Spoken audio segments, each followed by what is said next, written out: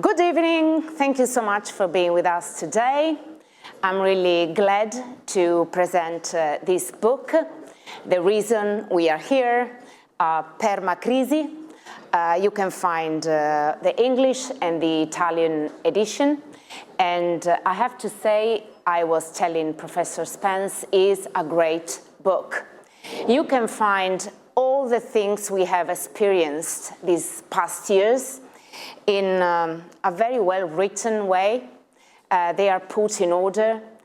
This book looks also at the opportunities looking forward, the crisis and the opportunity and where you should go, the economic activity in this moment, the challenge between China and the United States, the problem of security, but at the same time, sustainability.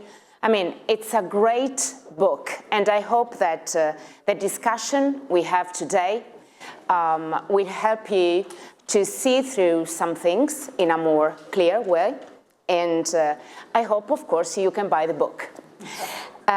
So I'm here with Professor Michael Spence, one of the authors, with Gordon Brown, the ex-Prime Minister of UK, and Mohamed El-Erian, which I would say is one of the most listened to voices in the finance world, from me too, and doesn't need any presentation, Professor Mario Monti. So I ask you an applause for the two guests today.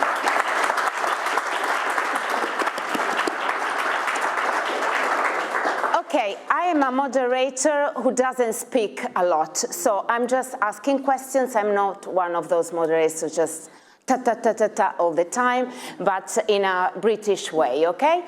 So, Professor Spence, why did you choose Permacrisis as the title of the book?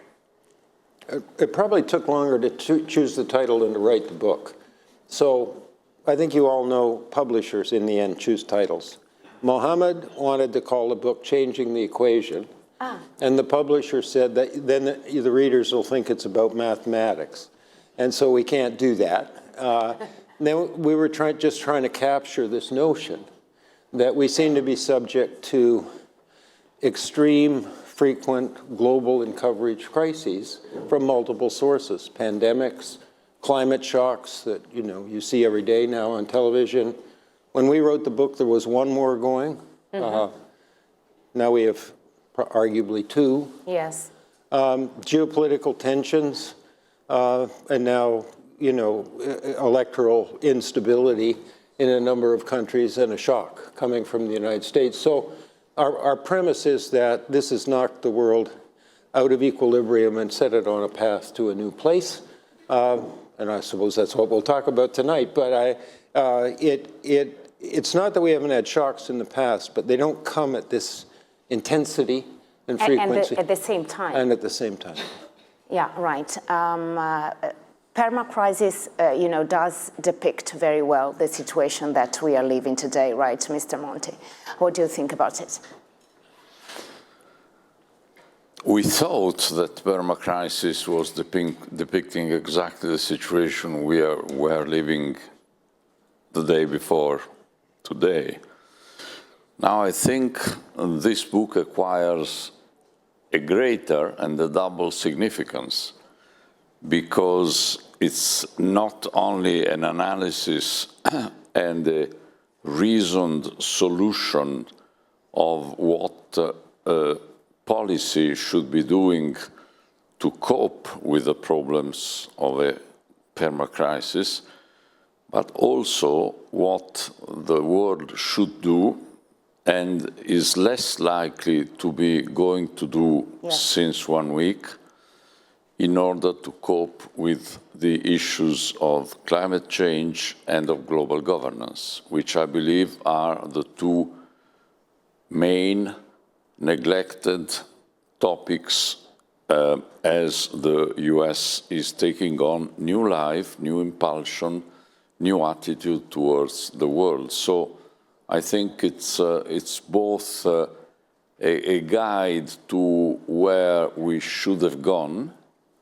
and maybe a guide to one day recover the path that they were suggesting all of us should go. Yeah, because this is one of the main points of the book, right? That we have so many problems, that we also have the instruments to identify these problems, but actually there are no governments willing to do something in order to solve these problems. In one of the chapters, very interesting, because these two chapters are talking about growth. So there are like sort of pros and cons about the growth. About the cons, can you tell us which are the main factors of negativity when regarding growth? So it depends a little bit on where you are in the world. So if I give you a description of the West, you could probably turn it on its head and say the opposite about China. So Yeah. we have made a fairly sudden transition in the West from a period where we had very little inflationary pressure, very little supply-side constraints. We had lots of problems, to a world in which the supply side is struggling to keep up with the demand side. That was the trigger for the inflation we saw for the first time in about 4 decades, in a serious way. And of course, we've all experienced this. Our central banks were doing a pretty good job, with a late start, I might add, of kind of dealing with this issue. So that's one, sort of one set of negatives, but there are secular ones. So we have a declining productivity trend since the kind of internet, surge in the early 2000s. We have aging, serious aging. People say to me, the aging isn't as big a problem as you think, because most of the world, by countries and population, is still pretty young. The problem is that about 75 to 80% of the world's output, GDP, economic activity, comes from the aging countries, from Europe, North America, Japan, and China. China has an aging population and a declining workforce. So at least for a while, maybe a decade or so, that's going to be another kind of constraining factor with respect to growth. And so there's evidence of this all over the place. I won't try to review it. But for example, in many countries, Germany being one, the United States another, you can find labor shortages almost everywhere, right? In all the major employment sectors. So the headwinds are the shocks. What Mario just described, a kind of semi-partial collapse of the interconnectedness of the global economy, its openness, and then these, secular headwinds that are coming at us.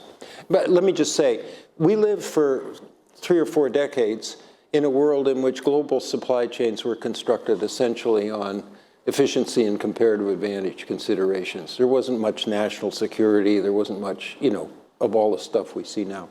That's over, right? Mm-hmm. And I think our view is that we're not going back. Gordon is the one who's devoted his life since the prime ministership to these international institutions, as has Mario and many other people. And it is really discouraging to see not only the fragmentation, but the neglect of the multilateral institutions that are the kind of day-to-day organizers of the way we depend on each other.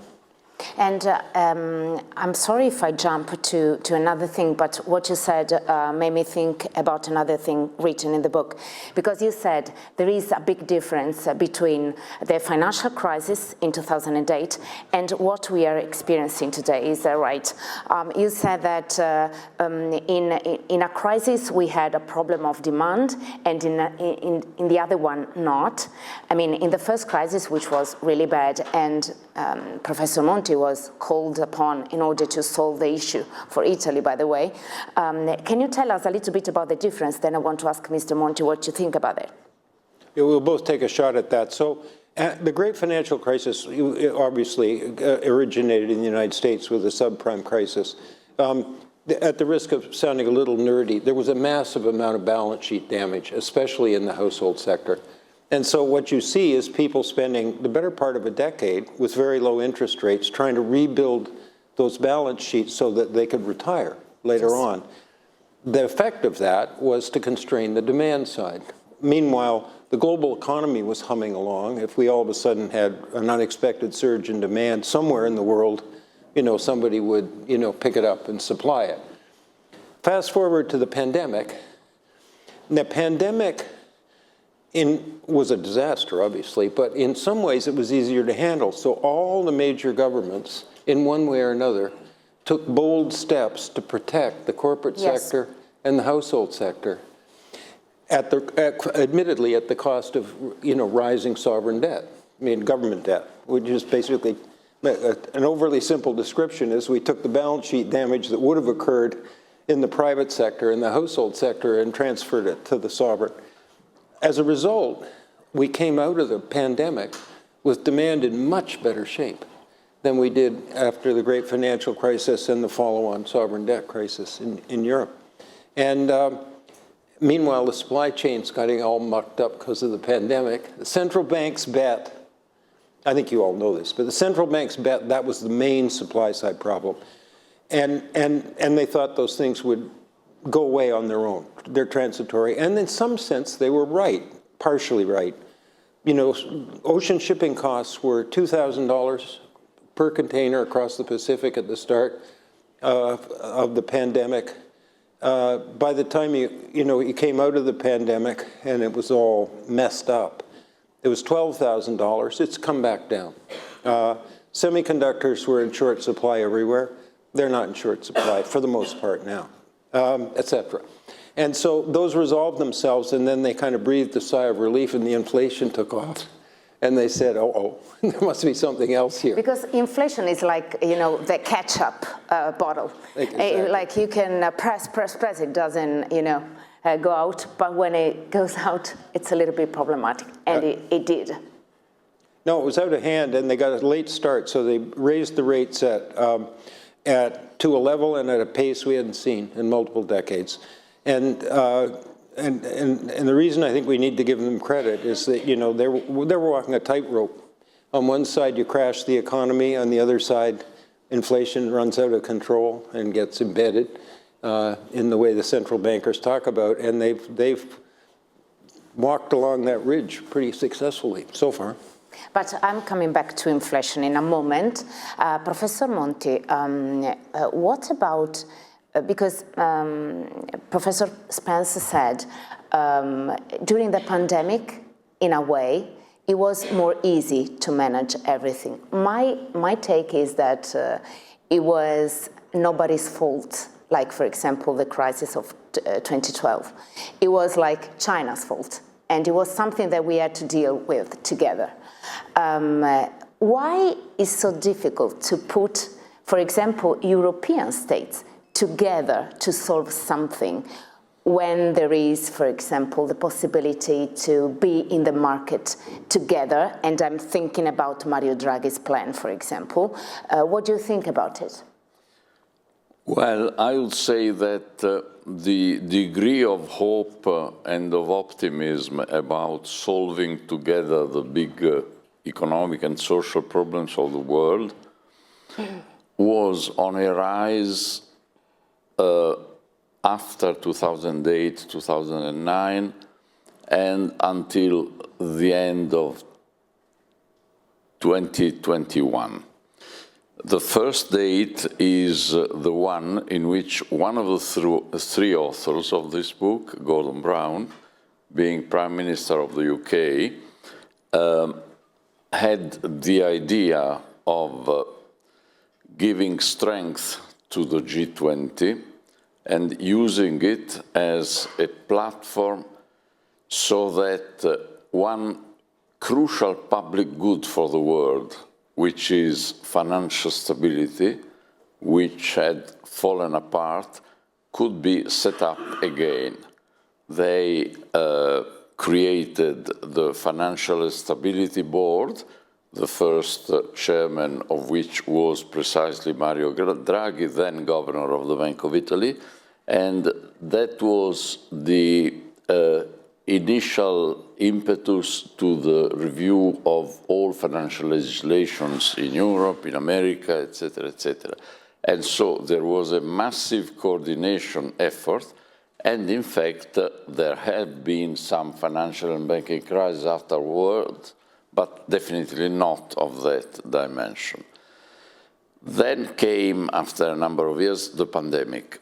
And I vividly remember having worked for the WHO Europe, and then also in connection with Gordon Brown, on how to draw lessons for the future from the terrible experience of the pandemic.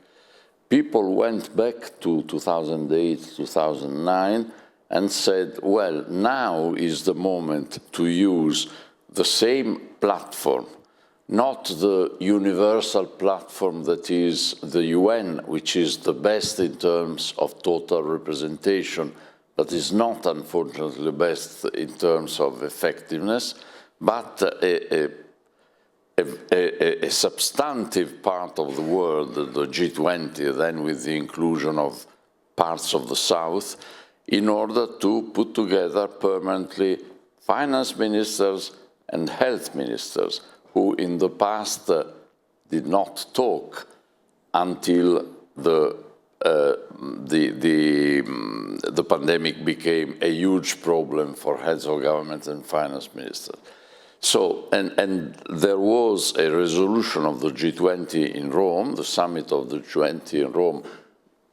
Draghi was then the chair because it was under the Italian chairmanship, the G20 in that year, and some important steps were achieved. But 2 or 3 months later, the breaking down factors entered one after the other in the positive picture of some global cooperation. The invasion of Ukraine, the degree of rivalry between the US and China, which was unprecedented. Yeah. Then other tensions, other elements of your perma-crisis emerged. And from that moment, we have been witnessing a continuous decline. History will tell what the recent election in the US will do to all this. But I think this is going to be, I'm not sure that the world go necessarily into disaster, but if we are convinced that citizens, people need not only private goods and services that if they have some income, they can buy in the marketplace, but their quality of life depends more and more on public goods, public security, protection against crime, some coordinated management of migrations, some public health that goes beyond national borders. Now, the world, because of these tensions, has seen a continuous reduction of the possibility in international fora to make effective decisions and implement them, and now we are left almost in despair because, as I hinted in my previous intervention, I see many things in the US new administration programs or what we know about them. Some of them are challenging, are going to be very difficult for some parts of the world, including Europe, and we go back to the Draghi report in a minute.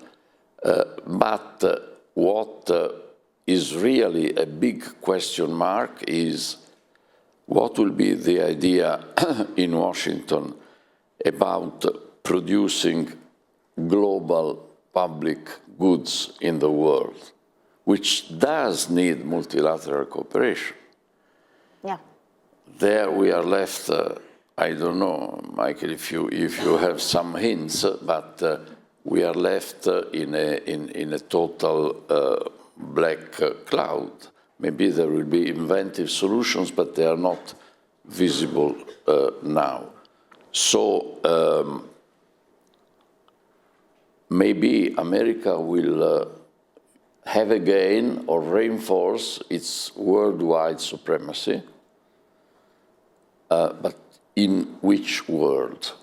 How will be the degree and the direction of degenerations of this world in the meantime? The Draghi report is an excellent and an outstanding set of analysis and recommendations for the EU to get its act together. I would agree with most of them. There is only an background taste in it. In my understanding of Europe, that is a bit the expression of business and big business and very big business alone, and of a slightly superseded Franco-German industrial complex. Interesting. France and Germany are the two temporarily weakest parts of our continent economically and politically. They were going at any rate to dominate a bit the political place after the UK inadvertently left the EU, but at least they were bringing openness, willingness to reform, etc., etc. Now we have France and Europe sometimes, France and Germany sometimes helped by Italy with their old neo-corporatist chromosomes. We have very little in terms of vigorous market forces in Europe. There are many Nordic countries which have become orphans after the UK has left. Well, and in particular, I would apply a test as a convinced European to all proposals of Draghi, of Letta, or anybody else.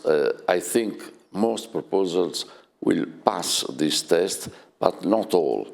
The test being, if an economic policy proposal, industrial policy proposal, supposed to enhance Europe's competitiveness, which is badly needed, is going to do that by, in the process, weakening one of those very, very few areas where decision-making in the EU is already supranational. There are three, not many: trade, competition, and monetary policy. Then I would be definitely against that particular proposal. I think this is we cannot pretend to strengthen Europe in the practice, in the marketplace, and in its political entity, if by doing so, we do, for example, what France and Germany imposed and erroneously Italy supported 1.5 years ago, namely leave much greater freedom of maneuver to each member state in terms of providing state aid, which has created massive possibilities for Germany, notionally some possibilities for the French, because they are a great country, but they also believe that they have fiscal space, which definitely they lack. Don't have. So. Okay. Okay, thank you. Some interesting remarks and comments. I mean, he did my job. So what do you think about what he said? First, about the America's role. Second, about the proposal of Draghi and his remarks. What are your thoughts? So on the American side, there'll be, endless dissecting of what's going on. I think the underlying problem is internal and political and social. So you all know we're polarized. The Democratic Party used to represent a bit of the South, but mainly blue-collar workers. And in an evolutionary fashion under President Clinton and on, they stopped doing that and became perceived to be, with some justification, the party of the coastal elites, people who govern the place. Meanwhile, the Republican Party was traditionally the party of business and fiscal conservatism, And then Trump took it over, and he basically stepped into a vacuum. And so, and we have, to Europe's credit, a much bigger problem with rising income and wealth inequality. I'll give you one data point that's not in the book. If you go to the Federal Reserve website and look at the distribution of wealth, net worth, in the United States economy, you'll discover that the bottom 50% accounts for something like 2% of the wealth. The average household in this group, the bottom 50%, has a kind of a balance sheet of about $11,000. This is what called living paycheck to paycheck really means. That group of people feel abandoned, and they vote for Trump regardless of what anything else he does or says.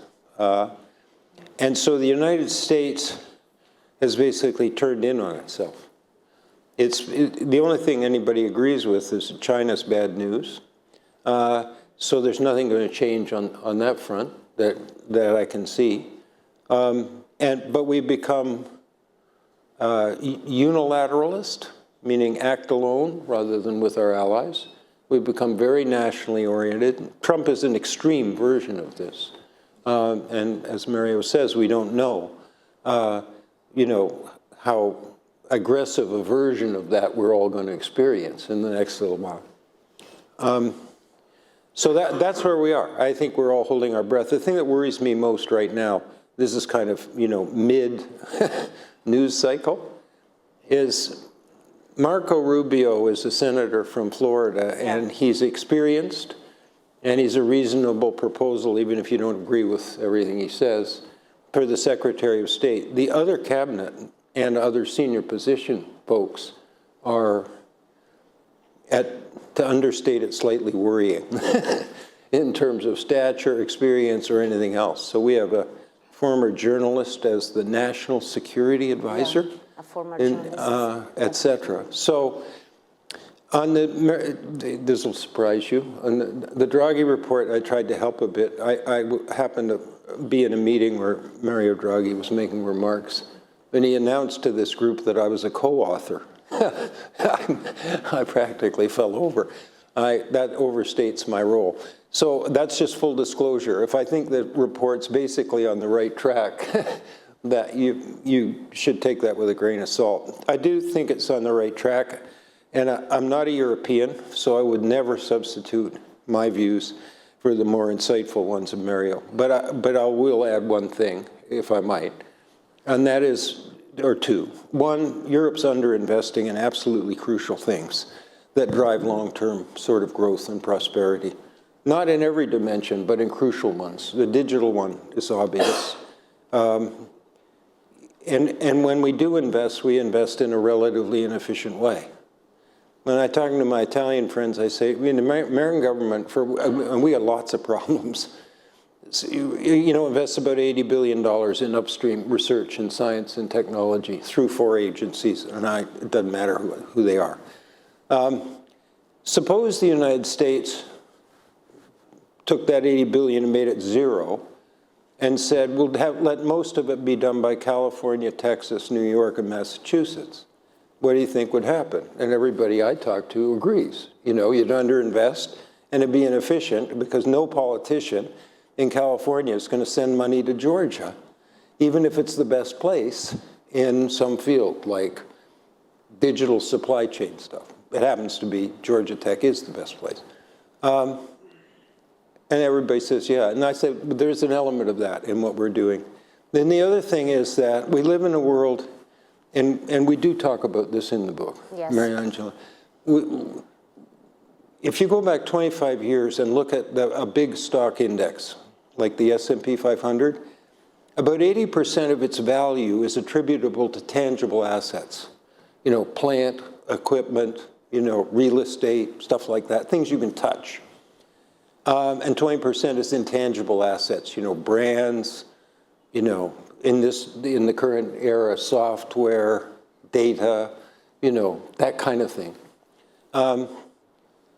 If you fast forward to today, those numbers are reversed. It's 80% intangible assets.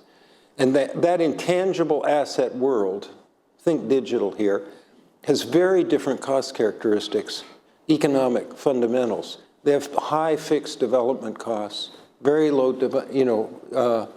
marginal costs. The rate of return on investment in that world is entirely dependent on the size of the addressable market. Talk to any private investor, and they'll tell you that one of the first things they look at is the total size of the market. So Britain, made the mistake of the century by taking themselves out of one of the potentially biggest markets in the world. That was just nuts, and accidentally, right? But Europe is under leveraging. It is the other big economy in the world. The United States, China, India coming, and Europe. And we just need to take advantage of it. So I think in those dimensions, I think the Draghi report is pushing in the right direction without giving up fundamental values that Europeans care about and that I admire, like social cohesion and looking after each other and so. But you said something which I think is the main point and the main difficulty in Europe. The fact that we are not investing enough. I see US plans, IRA and many other plans. I see China plans. We are talking about billions and billions of dollars. And we have sort of like CHIP Act, which is like 50 billion. And the problem is that all these countries, they just don't invest in something together in the main, most important areas like semiconductors, like technologies, etc. In order to go out from these permacrisis that we have here, from this 0-point-something growth, shouldn't they do something together? Why is it so difficult to act together like they did in the COVID? I don't know. So if I understand it correctly, what Mario Draghi and others, who've written about this, are basically saying is you don't have to, jump in with both feet and have full centralization. What you need is to centralize when it's really important to do it together, when it's efficient and targeted and administered. So I think of basic research, because that's the world that Mario and I, well, he lives in many worlds, but I live in that one, understand. And so there's a reason we do it centrally. It's easier to fund it. I think the same principles apply to Europe. If you want, in concrete terms, if you added up defense and funding for, advancement in science, technology, cloud computing, and all the other things that, are on that list, that underpin future structural change in the European economies. It'd probably be 15% of the aggregate fiscal budgets. You don't need complete centralization. So the reason I say I don't know is I don't understand the resistance to doing what's necessary centrally, and then going our own way in the other dimensions. But maybe I'm making mistakes, Mario. A word on defense as well, and a word on where the pressure and the public criticism should be directed if Europe is not acting as a unit. On this second point, I think really the business community throughout Europe should be more careful, because all these reports, and now the Draghi report being the pinnacle of all this with an enormous authority, identify a number of reasons why there isn't a unitary policy in many areas. Okay. Most of these reasons have to do with national governments and national administrations. Take the banking union or the capital markets union. They aren't real unions yet because the heads of governments, the ministers of finance, even the central bankers have made years ago the big decision to go forward and to go for a unit. But then their respective national administrations, the offices of the authorities for national banking supervision, etc., are dragging their feet. But these analyses normally conclude with which headline? Europe or EU do wake up. But then if you are the general public and you see huge messages of the sort, Europe should wake up, what do you think? That the main responsibility is with Europe, that is, with the EU institutions, the Commission, the Parliament, etc. They will certainly have their own part of responsibility if things go slowly.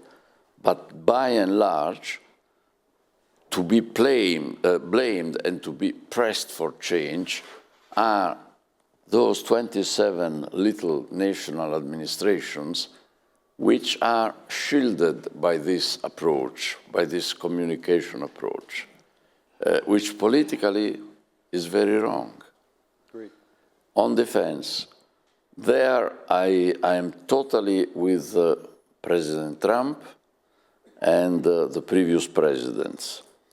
I've been always convinced that it is a major historical shortcoming for the EU to have started its construction thinking of defense, 1954, the European Defense Community, when we were still 6 member states.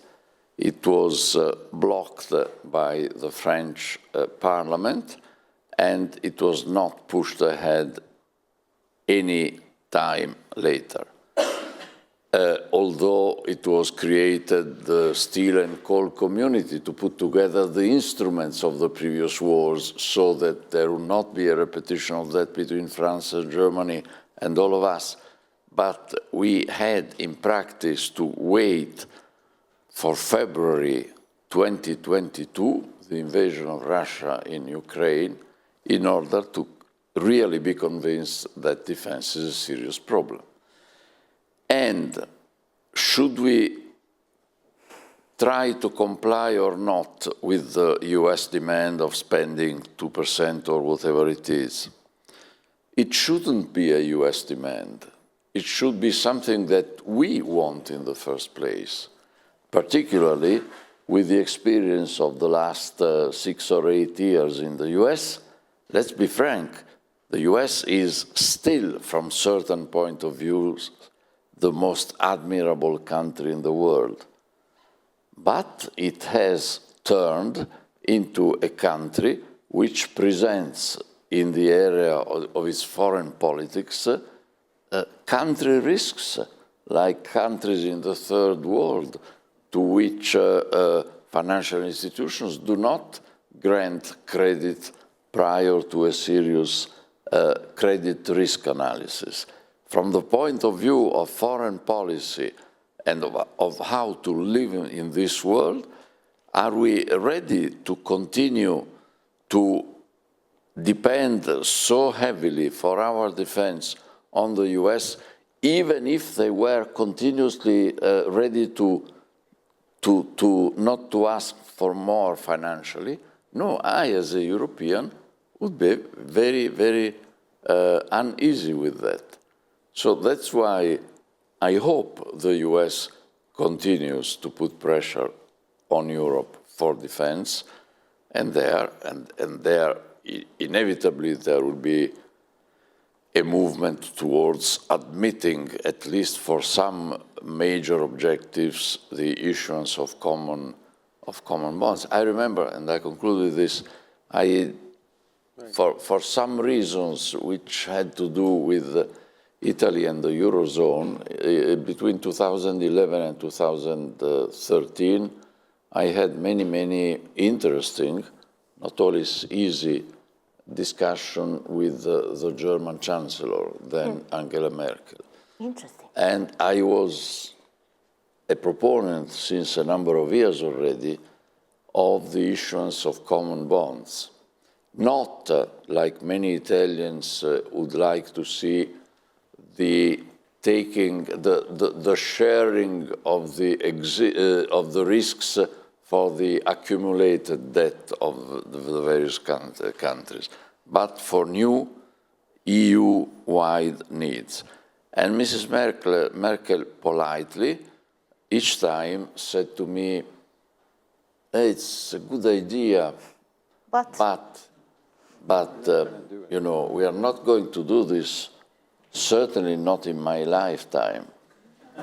So much that I remember the third occasion we met, it was in the Chancellery in Berlin, and on that occasion I did not raise this issue, which was not the most urgent we had, I must say, at that time. And taking me to the elevator and downstairs to see me out of the Chancellery, she said, Mario, you did not raise the common issues of bond this time. And I said to her, no, I didn't, but I'm glad that you noticed. And then, if you think of it, there was the most powerful politician in Europe in these days. How did the issuance of common bonds at the end of the pandemic come about? Because Merkel, who was luckily for us all leaving the active political life, she had decided not to run for election, she wanted to conclude her career with something softer. And she put pressure on some reluctant member states for them to agree on this common issuance and the inherently linked use of new own resources. So that happened not just with her still in life, but with her still in her political life and under her pressure. So, by the way, when dealing with everybody, but with Germans in particular, never be taken by despair. It may take a very long time, but even they are ready, when forced, to change their minds. Could I add a couple? I mean, Yeah, you can. That's very interesting. You didn't say that before. You never say that before, I think. Read my recent book. Yeah. You said that in that book. Okay. Yeah, no, I agree with that. All I wanted to do was, first of all, on this point about you hope the Americans will continue to put pressure, I think you can count on it, at least under this administration. But I wanted to go back to if you don't issue enough common bonds, you can't have a full reserve currency. Because a reserve currency basically is built on very large markets, you know, with the dominant central part being the government debt. But when you come to Europe, you've got a few bonds issued in Brussels, and then you got the German bonds and the Italian bonds and the French bonds. And there are, you know, there's a considerable amount of power associated with creating, you know, a currency that is one of the very small number that people want to hold. And on the investment side, I'll just tell if I could, a real quick story. Yep. So in the digital territory, where I think we all agree there's a deficit, here's what the funding of the basic research. You all know that the transformer model was invented at Google and written in a paper written in 2017 that was published. It's available to everybody. So this is upstream, basic research, not proprietary. They're not trying to make money on it, right? They're just moving the ball down the field. This is NSF data. In the United States, a third of the funding of a broad spectrum of digital stuff like quantum, you know, et cetera, AI in its multiple manifestations, is funded by the government, mainly the National Science Foundation. A third is funded by the tech giants. Microsoft, Google, Meta, et cetera. And a third is philanthropy. The last one was a huge surprise to me. I knew about the tech giants. If you then flip back to look at Europe, we are actually spending money somewhat inefficiently for reasons we talked about before from the government side, but the other 2/3 are missing. We have no tech giant at that magnitude. And I just, one final data point. The stock market in Milan has a market cap of somewhere between 600 and 800 billion euros.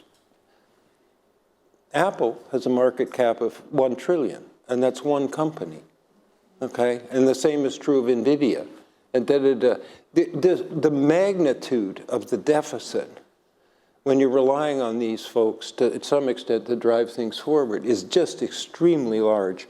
And you can't replicate the American, or Chinese system, but you can at least make inroads using intelligent public policy. That's the thing I'd most like to emphasize. So you are saying that in a positive way for them in this case, right? Because, for example, I'm told all the time that we have the stock market value, which is very low. We don't have private equity. In Italy, we don't have private equity and companies listed because we are not familiar with the concept of failure. And in the United States, failure is something that you put in the CV, because if you failed, it means that you have learned something. So maybe it's something that has to do with this. What do you think? That last part is certainly part of the culture of Silicon Valley, where I lived for many years. The venture capitalists prefer somebody who failed in the right way, okay? Yes. I mean, you can't fail by goofing off, but you can fail by making a good try at something, and it's definitely not a negative. Mm-hmm. Okay, we have touched. Can I ask a question? Yeah, sure. I get different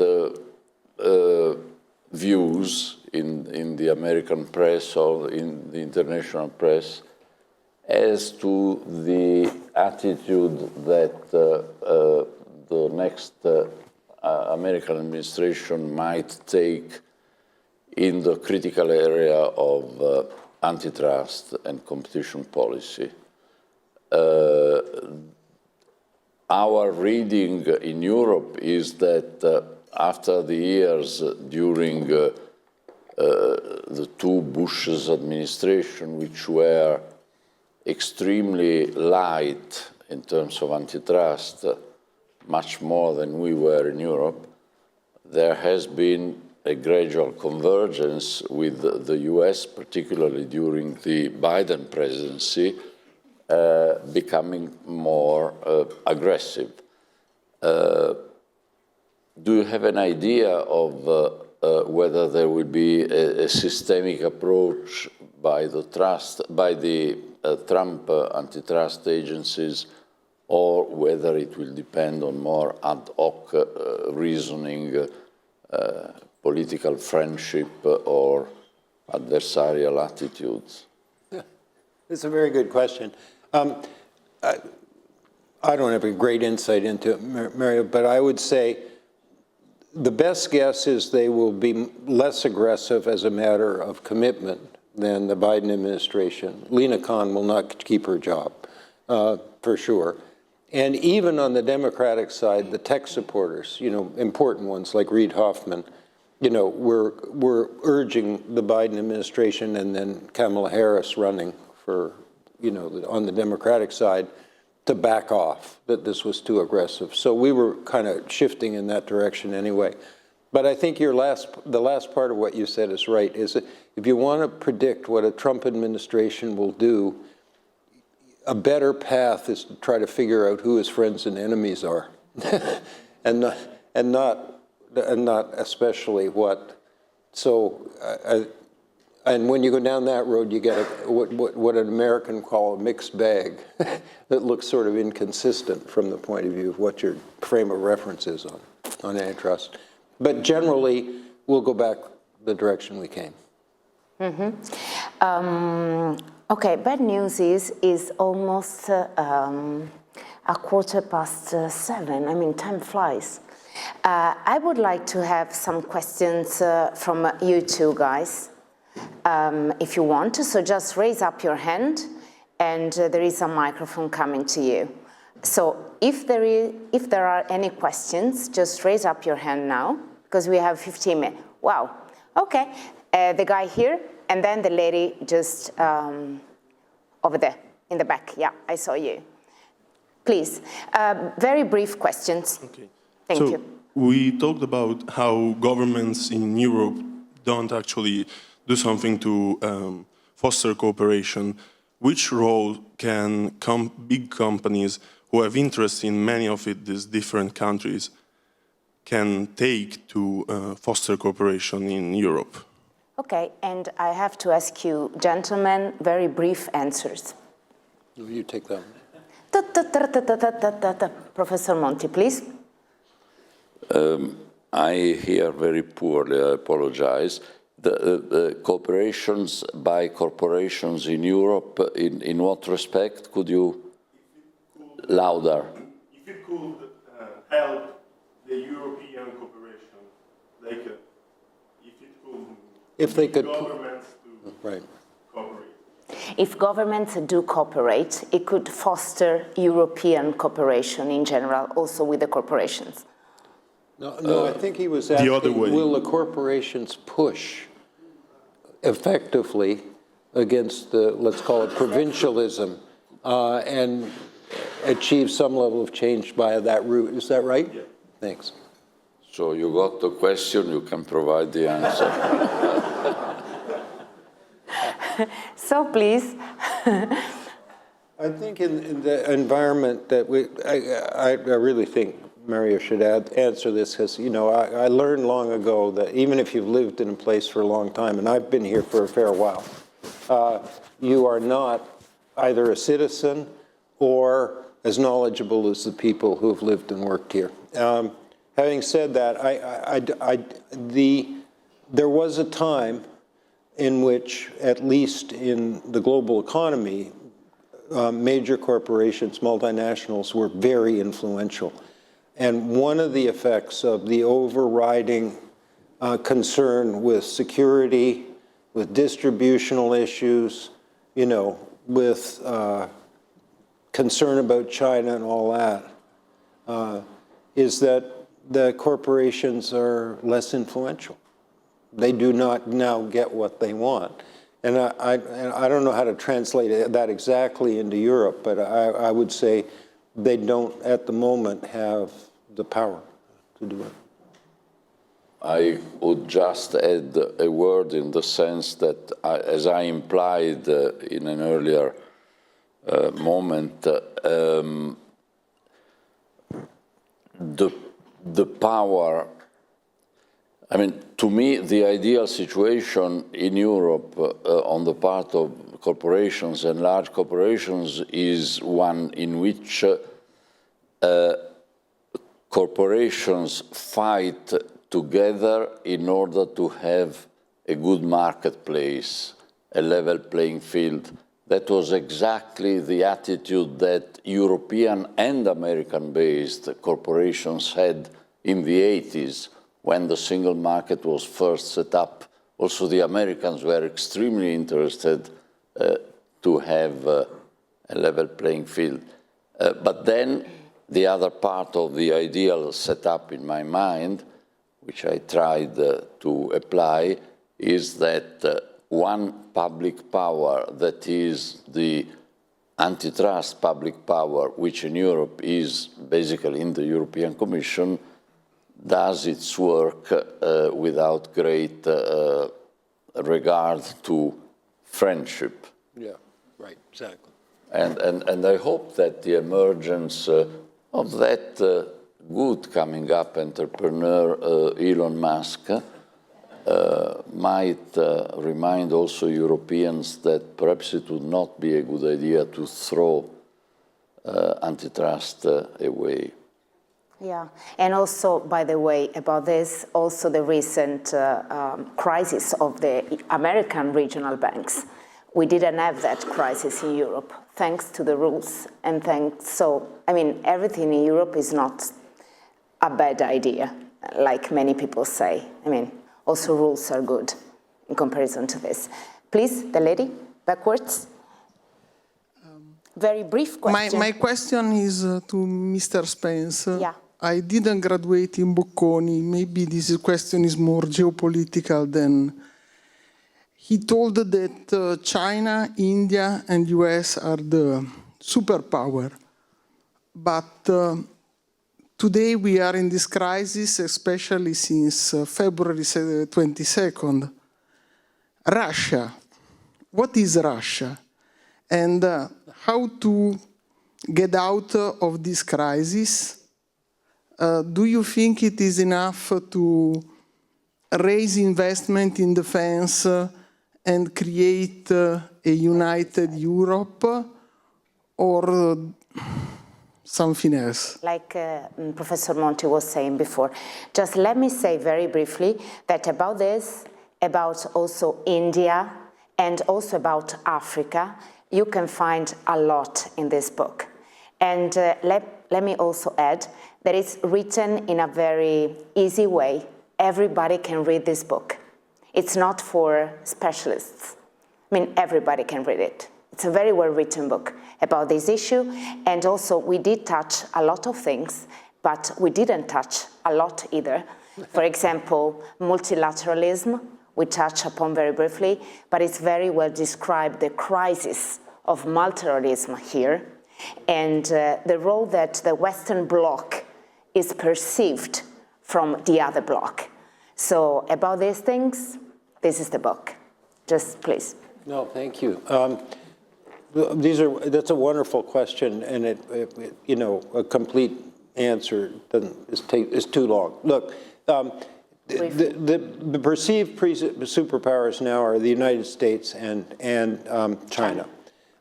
India has a per capita income of about $3,000. It's growing. It has the highest growth rate of the major economies in the world, 7–8% a year. That means it's doubling every decade. They'll get there. And Europe, when it acts together, is a superpower. It's just doesn't always. Sometimes it acts together.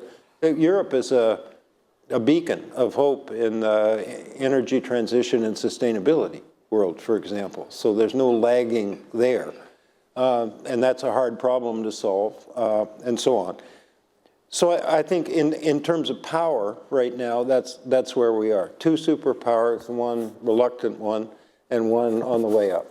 But it is a multipolar world, for sure, that we talk about in the book.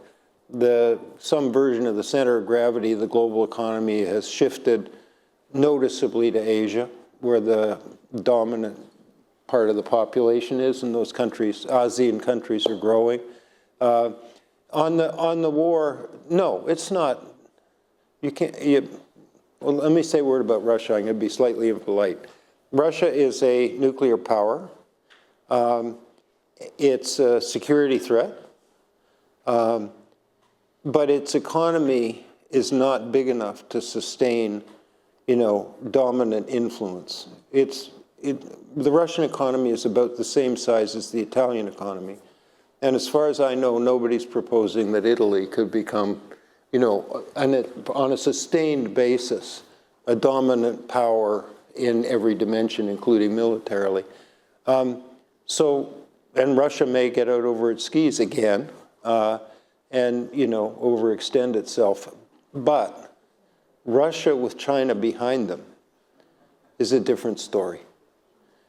Because China is a big enough economy now. It's about 80% the size of the European or American economies, and we're about equal. So I think the way to think about power politics in the international sphere now is who's going to join up with who, and how are we going to interact with each other. I mean, it's a kind of short version of it.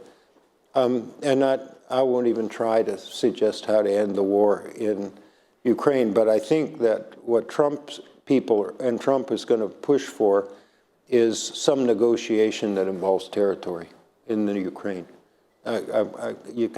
He hadn't said that explicitly, but that's where it looks like it's going. Mm-hmm. We have room for another question. I saw, if you are yes, and there is another, okay, these two, very quick questions.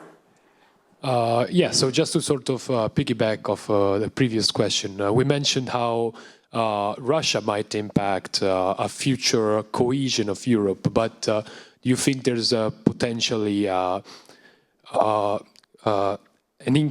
potential for increasing cohesion on the other side with greater sort of autocratic approach to the global economy on the side of the US, on the other hand? Very quick answer.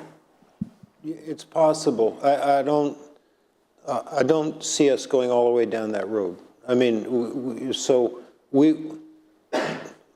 whether or not we're a little more autocratic on the American side, we will, in the foreseeable future, never be joining China and Russia or whatever. You know, it is not going to happen. So I think what you're seeing is the kind of collision of different forces. So the autocrats sort of like each other, but that's not the only part of the story.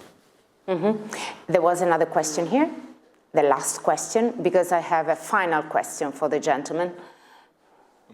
My question is, how can we sway the public opinion in favor of the conclusions of the Draghi report, in favor of European integration? Mario? Can you say the first part? I didn't hear you. Okay. How can we sway the public opinion in favor of the conclusions of the Draghi report? Like in order to persuade them? Yes, to convince the national governments and the national parliaments that we should go down this road, since this has been the obstacle in the last decades. Or maybe even ordinary people like us, right? The question is like, there is this Draghi's report, right? How can we persuade ordinary people to, in some sort of way, favor the conclusions of this report, which is, I think, what he said, the most difficult thing to do, because today we are not the average people, I think. But what about the other people? How can we tell these things to the other people? I personally believe that to come to a decision and an implementation of the Draghi report and of some of its recommendations, it's not really the general public that needs to be persuaded, but rather the political elite or those in power. In fact, there was an extremely interesting set of polls before the European elections, which showed how the public opinion at large was already further ahead than the national politicians, particularly in terms of European defense policy. There was a vast majority for that. So, and I believe that we should all try to put pressure on our politicians nationally and in Brussels, because these needs are felt already by ordinary people, which may be ordinary but are not stupid. The fact is that the little national powers and jealousies, etc., prevent the institutions to move further in the direction that common sense Europeans consider necessary. Already figured out. I'll tell a little story. My wife's an Italian journalist. She's lived and worked at Corriere della Sera. She's lived and worked in Milan all her life. Corriere della Sera. Yes. And so when I first arrived here in the early 2000s, I said, do young Europeans kind of think are they drifting in the direction of thinking of themselves as part German or Italian and part European? I think I put the question 20 years ago. Would they think that way? Was the direction of movement that? She said yes. And then same question 25 years later, and she said absolutely not. So I don't know if that's accurate, but there's been by her standards anyway, a kind of shift, a refocusing on. I think, but on the other hand, I teach an MBA course thanks to Mariona's colleagues at Bocconi, and we have students from, all over Europe and the world, and they don't sound like that. They sound like, they're excited about the opportunities and they're going to go where the opportunities are. And it's our job in government and other places is to create those opportunities for them, because that's... But I think you did the question, right? That the answer is also complex because we are living in these social networks world where populism is like on an everyday basis. And I notice because every day I do something about economy and finance, and sometimes the answers are like really discouraging. Like, you are the daughter of Rockefeller, you are in the Bilderberg. I mean, it's something that's really... And these people are like Moon Smile 86. You don't even know the faces, I mean, the names. So this is discouraging. But I think he's right. If our politicians, for example, when they go to the TV shows, TV programs, they have sort of institutional behaviors, talking to the people about the right things, explaining things to people. I think this should be great, but sometimes it's not. They are even more populists than people on social network. So if we don't solve these things, I think that it's not a good future. But I want to conclude on a positive note, please. Yeah, so before concluding this wonderful session, it's great to talk to you. I'm really happy. We should say and vice versa. And vice versa. Thank you. Thank you, gentlemen. A positive thing for the future, because also here there are positive notes. One positive thing for the future that you see today, and then I'm going to ask the same questions to you. Very brief answers. There's a part of the book that says, it's the third part of the growth story, that says we have these incredible breakthroughs, tools in science and technology, solar costs coming down, DNA sequencing costing $250, semiconductors at 2 nanometers of, space, breakthroughs in artificial intelligence. I know they scare some people, but used wisely, these things are just transformational in science, in education, in health. There's a revolution in biomedical science underway as well as a digital one.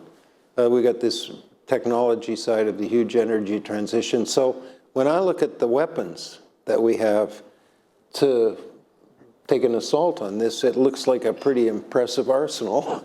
And so the question is, are we going to use them well? Yeah, there is a Latin saying. It says, modus est in rebus.